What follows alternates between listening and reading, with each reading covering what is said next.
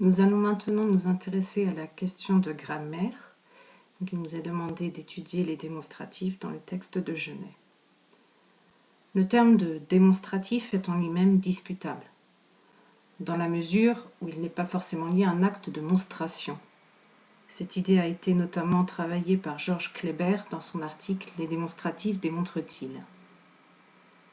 Ce terme concerne deux catégories grammaticales distinctes, celle des pronoms et celle des déterminants, qui ont des points communs, notamment d'un point de vue sémantique. Donc, au niveau de la sémantique, le démonstratif possède deux types d'emplois. Tout d'abord, un emploi déictique. Donc, dans ce cas, le démonstratif va désigner un référent présent dans la situation du discours, et il peut même être accompagné d'un geste pour faciliter l'identification de son référent. Mais il peut également avoir un emploi non déictique, et dans ce cas, il identifie anaphoriquement ou cataphoriquement un référent déjà évoqué ou qui va être évoqué. D'ailleurs, dans cet emploi cataphorique, le démonstratif va posséder une valeur d'annonce puisqu'il présente un objet qui sera identifié par la suite. D'un point de vue morphologique, pronoms et déterminants ont une origine commune issue du latin.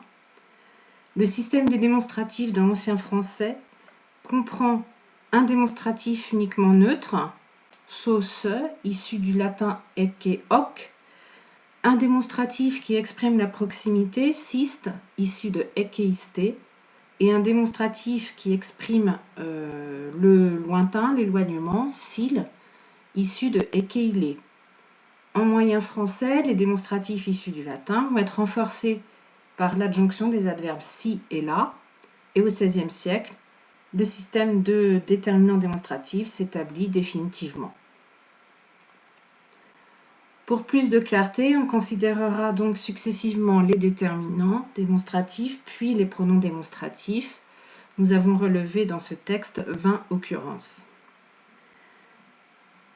Les déterminants démonstratifs appartiennent à la catégorie des déterminants définis et spécifiques, c'est-à-dire qu'ils rendent compte à la fois du nombre et de l'identité des êtres auxquels ils réfèrent. Le déterminant démonstratif ne peut pas se combiner avec un autre déterminant spécifique, mais entre lui et le substantif peut s'insérer un déterminant secondaire. Nous rappelons que les déterminants démonstratifs étant des constituants obligatoires du groupe nominal, leur dénomination a évolué, on ne parle plus d'adjectif démonstratif car l'adjectif est lui un constituant facultatif. D'un point de vue morphologique, il y a marquage du genre au singulier, donc on a trois formes au singulier, ce, cette et cette CE2TE et cette CET. Et cette différence n'est pas perceptible à l'oral pour justement la forme masculine 7CET devant voyelle ou H non aspiré. Au pluriel, nous remarquons qu'il y a neutralisation du genre puisque nous avons un déterminant démonstratif, c'est CES.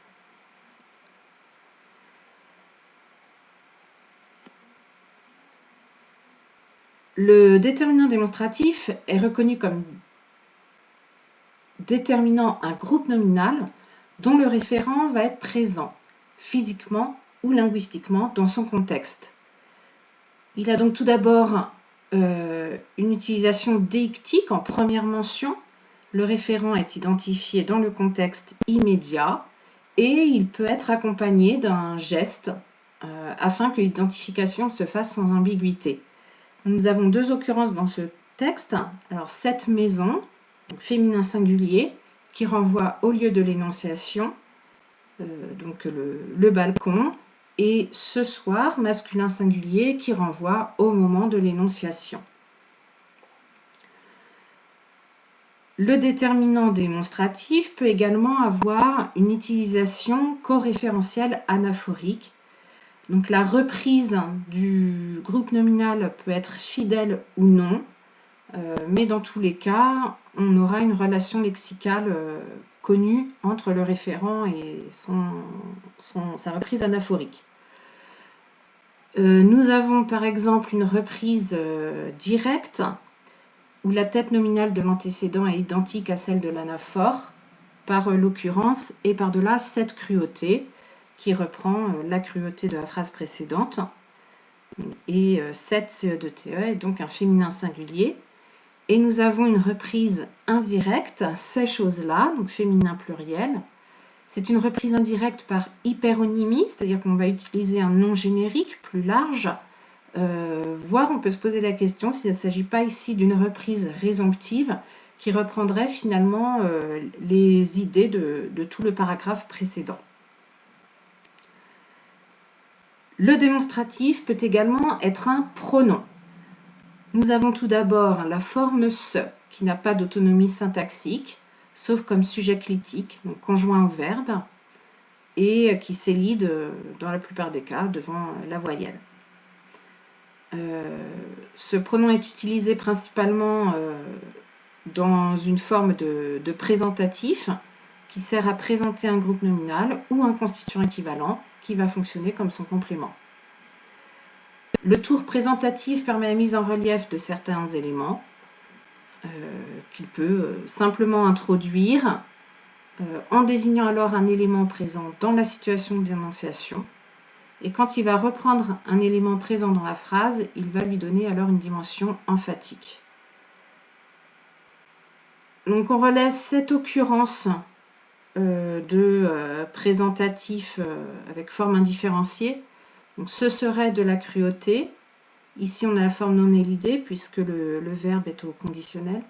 C'est toi, c'est vous, c'est fini, c'est tout. 2000, c'est 2000, où la forme emphatique est amplifiée par la répétition, 2000, et ce n'est pas dans mes habitudes. Le pronom se est également utilisé avec le présentatif pour une mise en relief par extraction, donc en deux éléments, c'est qui. Donc par exemple, on a deux occurrences. Ce n'est pas tant la douceur ni l'onction qui devrait définir un prélat. Donc cette extraction permet l'emphase sur la douceur et l'onction qui sont censées être la fonction de prélat. Et la deuxième occurrence, c'est même d'autre chose encore que d'intelligence qu'il s'agit, où la dimension emphatique va être amplifiée par l'utilisation des adverbes intensifs, même et encore. Nous avons une occurrence où le pronom se est un antécédent de que qui va introduire une relative périphrastique.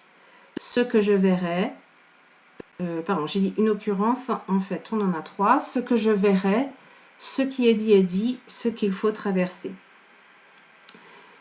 Et enfin, nous avons le pronom se compris dans la locution interrogative. Qu'est-ce que?